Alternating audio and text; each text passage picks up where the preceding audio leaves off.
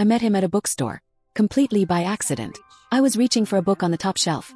Some obscure psychology text I needed for work, and I couldn't quite reach it. He appeared beside me.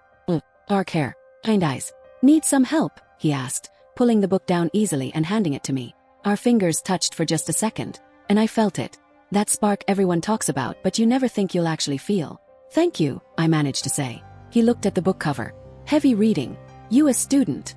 Therapist, I said. Dr. Emma Carter. I run a private practice downtown.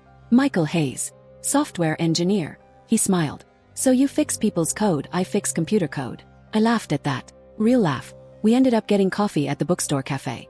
Talked for 2 hours. He was funny, intelligent, easy to talk to. Told me about his work, his love of hiking, this vintage motorcycle he was restoring in his garage. When we finally said goodbye, he asked if he could take me to dinner sometime. I said yes before I could overthink it. Our first date was perfect. Italian restaurant by the river. He showed up with flowers, white roses. We talked about everything.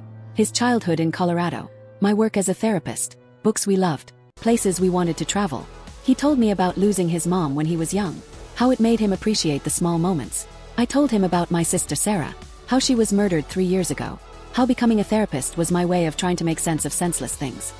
He reached across the table and took my hand. I'm sorry, he said. I can't imagine. And I believed him. We saw each other 3 more times over the next 2 weeks. Hike up Lookout Mountain. Dinner at my place where he helped me cook pasta. A Sunday morning farmer's market where he bought me sunflowers. On our 5th date, he kissed me in the parking lot after the movies. And I felt something I hadn't felt in 3 years. Like maybe I could move forward. Maybe I could be happy again.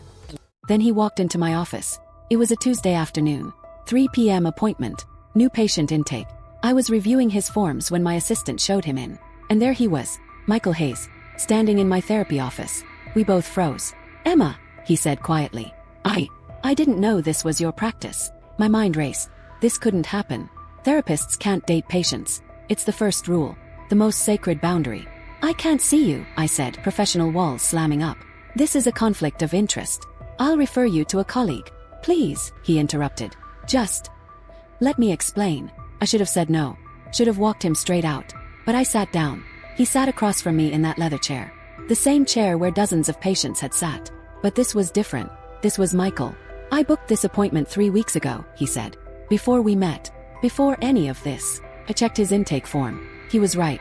The appointment was scheduled before our first coffee. Why do you need therapy? I asked, slipping into clinical mode to protect myself. He was quiet for a long moment. I've been struggling with something. For years. And I thought maybe talking to someone would help. What is it you're struggling with? Another pause. Longer this time. Guilt. About what? He looked at me with those kind eyes. The same eyes that looked at me over dinner. Over coffee. In that parking lot when he kissed me. And he said, I need to tell you something. Something I've never told anyone. My therapist instincts kicked in. This is a safe space. Whatever you. I've hurt people, Emma. The room went cold. What do you mean, hurt people? He stood up. Walked to the window. His back to me. 4 years ago I did something terrible.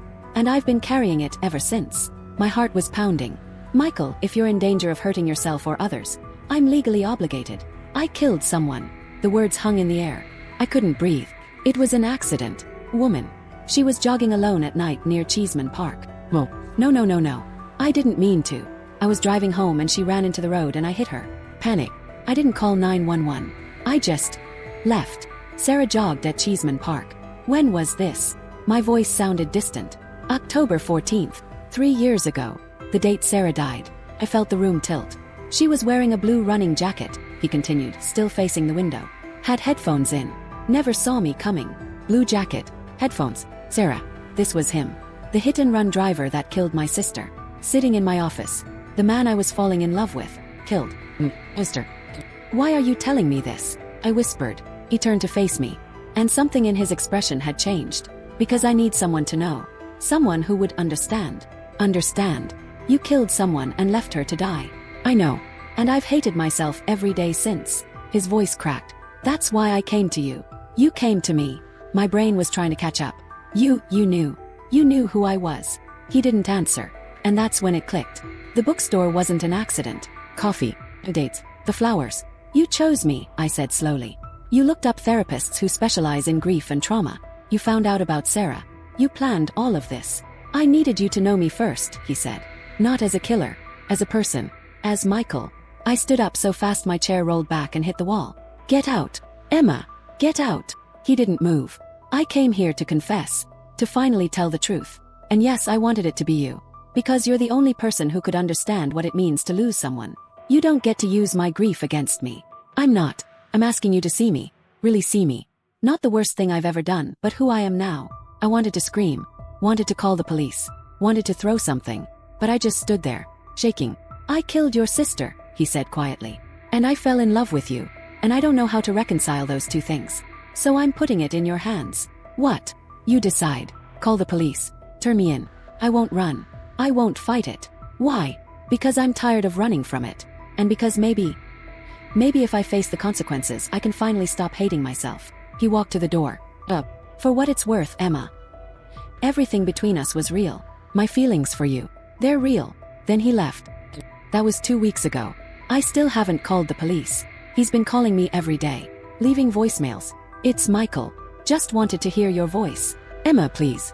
Let me explain. I understand if you hate me. I hate me too. I haven't answered. But I haven't blocked his number either. And I haven't deleted the photo on my phone from our hike.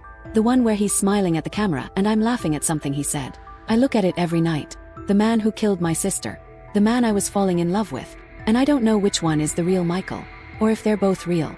My colleague keeps asking if I'm okay. If I need to talk. How do I tell her I'm in love with the man who killed Sarah? How do I tell her that part of me understands why he ran that night? That fear makes us do terrible things.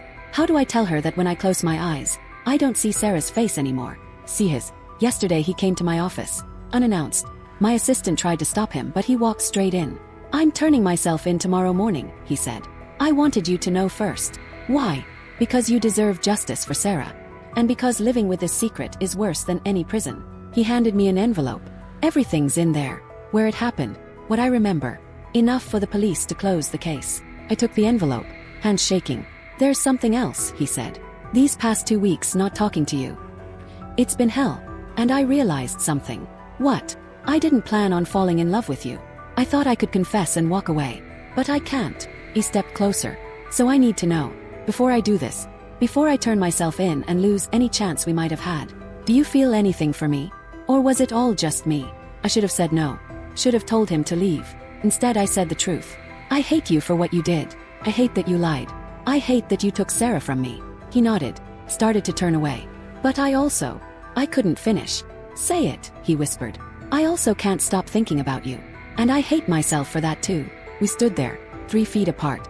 Killer and sister. Therapist and patient. 2 people who fell in love under a lie. What happens now? Yes. Tomorrow I go to the police. You never have to see me again. And if I don't want that? He looked at me like I'd just broken his heart and healed it at the same time. Then you tell me. What do you want? And I don't know. I don't know if what I feel is real or just transference or some sick twisted thing. I don't know if loving him means betraying Sarah. I don't know if he deserves forgiveness or punishment. All I know is that tomorrow morning, he's going to confess. And I'm the only one who can stop him. So here's my question. If you fell in love with someone, and then discovered they killed your sister in an accident 3 years ago, would you turn them in? Or would you forgive them? Because I have until tomorrow to decide. And I still don't know the answer. Then,